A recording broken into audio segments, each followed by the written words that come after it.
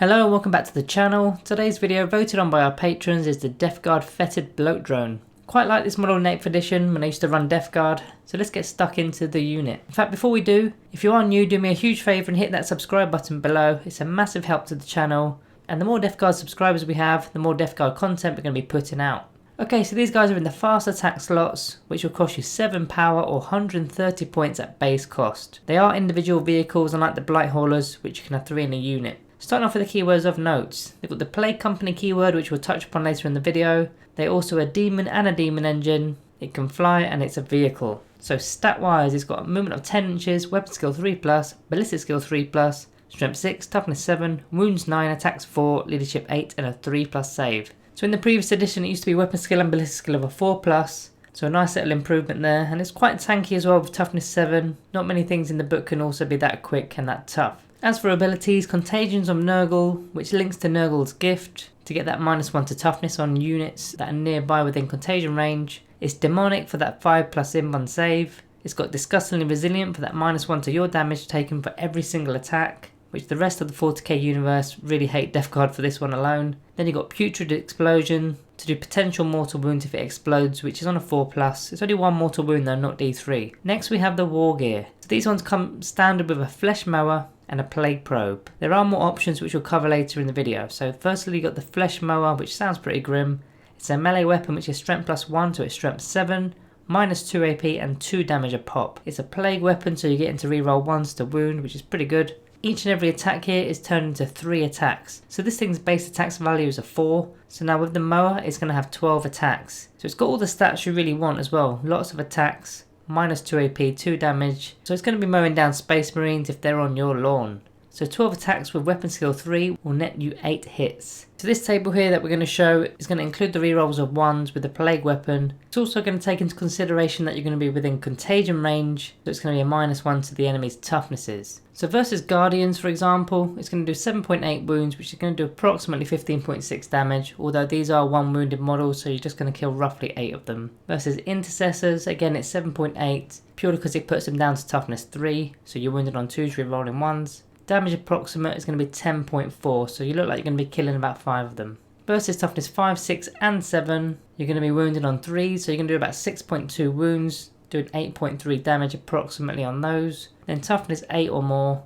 wounded on 4s, again because of that contagion ability, doing about 4.7 wounds, 6.2 damage on average. So this thing's really hurting everything. So it does also have the Plague Probe, which is a melee weapon, which is strength user, which makes it strength 6, -2 AP and 1 damage. And it also has the Plague Weapon ability. Now if you've got the Flesh Mower, then you've got no reason to use this, but if you do switch out that mower for one of the ranged weapons that we'll go over in a bit, then this is your only melee option. So it has 4 attacks, it's averaging 2.7 hits, there's much less attacks here. Again, using some of the examples we had earlier, which is Guardians, you're going to do 2.1 wounds, so approximately 1.7 damage. Versus Intercessors, again it's 2.1, 1.7 damage. Versus Toughness 5 and 6, again it's 2.1, but it's 1.4 damage now. Toughness 7, it's 1.6 wounds, approximately 1 damage. Toughness 8 or more, 1 wound or 0.7 damage. So not too much damage going on here. So as soon as you remove that mower, it's not really a melee unit, which in a way is a good thing as it gives you the option to either go melee or go ranged. Okay, on to those upgrades. Now the Flesh Mower can be switched out for a pair of Plague Spitters or a Heavy Blight Launcher,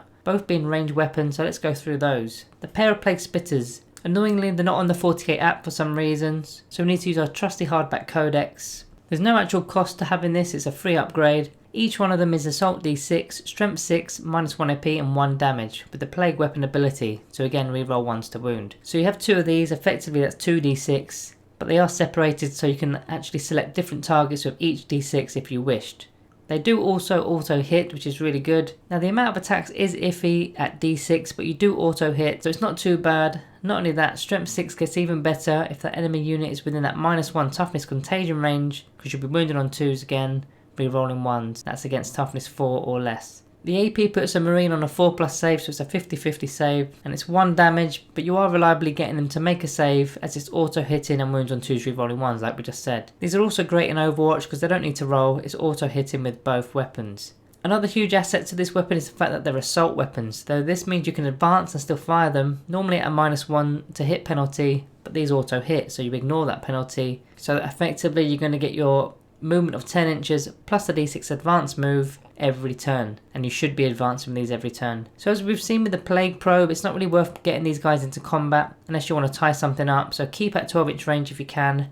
Maybe make use of that fly keyword and get them as high as possible to avoid being charged so easily. Next you've got the Heavy Blight Launcher. It's 10 points, it's got a 36-inch range, assault 6, strength 6, minus 3 AP and 2 damage. Again, it's a plague weapon. So this is your anti-infantry weapon. Could also start peeling wounds off a vehicle, especially if that vehicle is in range of contagion ability from another unit perhaps that's close to it. So 6 shots that hit on 3s is netting you an average of 4 hits. Nice and simple there. Strength 6 is going to wound toughness 3 on 2s. And could catch toughness 4 on 2s again if they're caught in that contagion range. So the first table here is going to show the average damage if that target is not in contagion range. So again, we're going to use those same examples. You've got Guardians, you're going to do 3.9 wounds, killing approximately 4. Against Intercessors, it's going to be 3.1 wounds, approximately killing 2 dead models. If you're going against MK Gravis Armor, it's about 2.6 wounds, killing 1 model. And then against a toughness 7 vehicle, you're roughly doing 1.6 wounds, doing about 2.6 damage to that vehicle. Now, if all of those units were in contagion range, so had a -1 to their toughness, then this is how it changes. So Guardians, you're going to get 3.9 wounds, killing 4. That one doesn't really change because you're wounded on 2s anyway. Versus Intercessors, it's 3.9 wounds. Now you're killing 3 of them approximately.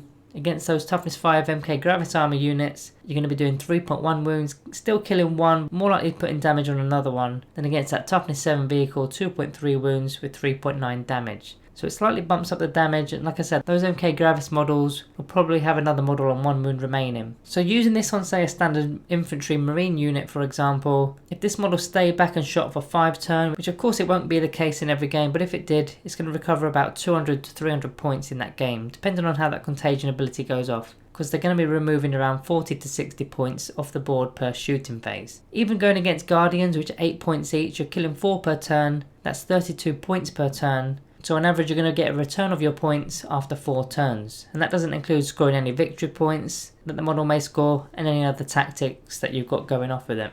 All 3 weapons are actually pretty solid and all work well in their different ways, which gives you the option of adding your own flavour to the model. I think the Flesh Mower is the best option. Being in combat guarantees that the unit you're up against is going to be in contagion range, so you're definitely wounded on 2 running 1s against toughness 4 or less, and it's just doing carnage to all types of enemy units really with 12 attacks. The model's quite tanky enough to hold its own as well, with disgustingly resilient and an invuln save.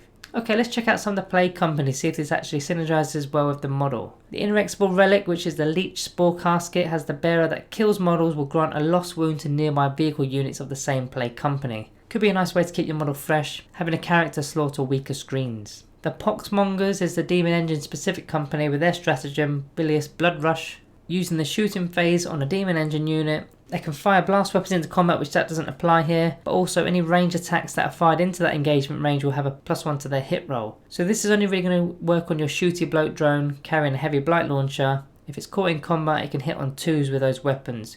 Probably not worth the CP for me, but in certain situations, hey, why not? The relic in the company is the Ironclawed Furnace, which is where the bearer can select a demon engine each turn and it can give it a 4+ invuln save instead of its 5+ demon save. Now this one is probably better used on a slower demon engine, as this model is quite likely to zip away because it's pretty quick. It's going to be going and doing its own thing, but if you do say carry the Heavy Blight Launchers, then maybe it did stay back near your character. Moving on to the regular stratagems, you've got Creeping Blight, used in the fight phase for a Death Guard unit that's selected to fight. When using plague weapons, any unmodified wound roll of a 6 will have the armor penetration characteristic of a -4 AP. So those -2 AP Flesh Mower attacks are going to go up to -4 AP with 6s. Again, I don't think it's worth a CP, but if you really want to try and get something off the board by throwing everything at it, go for it. Next you've got Dark Cravings, used in the opponent's charge phase on a Foetid Bloat drone. Until the end of the phase, that unit is within 6 inches. It's eligible to perform a hero intervention as if it was a character. So it's going to be able to move up to 6 inches instead of 3 as well. So it's very nice on your Flesh Mower Bloat drone in particular. Demonic Gluttony is next, using the fight phase on a Demon Engine model when it's selected to fight. Any enemy models that is destroyed in that phase, you're going to regain a lost wound to a maximum of 3. So again, it's another good stratagem if you're using that mower. Next in line you've got Flash Outbreak, using the command phase for a Plague Company unit with the Contagious Nurgle ability. So not only going to be bringing up the battle round number for the Contagion range ability, but also you're going to be using the Warlord's Contagion ability, which you may or may not have. So this one's always worth a mention, especially as the Flesh Mower version is going to be able to get that Warlord Contagion ability, and your Bloat Drone could potentially be right up the board. Getting this off nice and early could be pretty good. Next you've got Putrid Destination. Used on a Death Guard vehicle model. When it's destroyed, you don't need to roll to see if it explodes, it auto explodes. And that's going to cost you 1 CP. So this thing already goes boom on a 4+, so you've already got a 50-50, but for 1 CP it's a guarantee. The final one is Overwhelming Generosity. Using the shooting phase, you're going to basically add 6 inches to plague weapons. So this is going to be giving your plague spitters 18-inch range or 42-inch range on your heavy blight launcher. So that's not bad at all. So plenty of stratagems to work with here. Let's go into the summary, starting off with the good. Having the selection of 3 different loadouts brings a lot of flexibility to your army. They're pretty quick, especially with those plague spitters and advancing them. Could be used for an early method of getting them into contagion range. All the weapons are plague weapons, so you're re-rolling ones to wound with everything. It's also quite a tanky model. Toughness 7, 9 wounds on 5+ inbond save with disgustingly resilient on top of that. Not bad. It finally doesn't have a degrading stat line, which is pretty sweet too. As for the bad, if you didn't take the Flesh Mower, then you pretty much are relying on that Plague Probe in combat, which isn't that great. Also, if you do go long range with it by taking the Blight Launchers, you probably should just be taking a Plague Burst Crawler or even a Blight Hauler instead. That Flesh Mower used to actually be a Strength 8 weapon, which is now unfortunately it's gone down to a Strength 7. However, that Contagion's ability has kind of mended that in a way with that -1 toughness, so it kind of doesn't make a difference. But then finally, there's not really a jack of all trades loadout with this unit. I mean, the Plague Spitters let you get in close, but they still suck in melee, and you could in fact get caught up in a fist fight by getting too close with them. So for me, I take those Flesh Mowers all the time, use this thing as a melee unit. As for an overall rating for the datasheet, I think these guys deserve a mid-ground rating of a 3 out of 5. Just think you've got better options, especially if you want to shoot him. Let me know your thoughts below, guys. Don't forget to drop a like and sub if you are new. Thank you for watching, and I'll see you in the next one.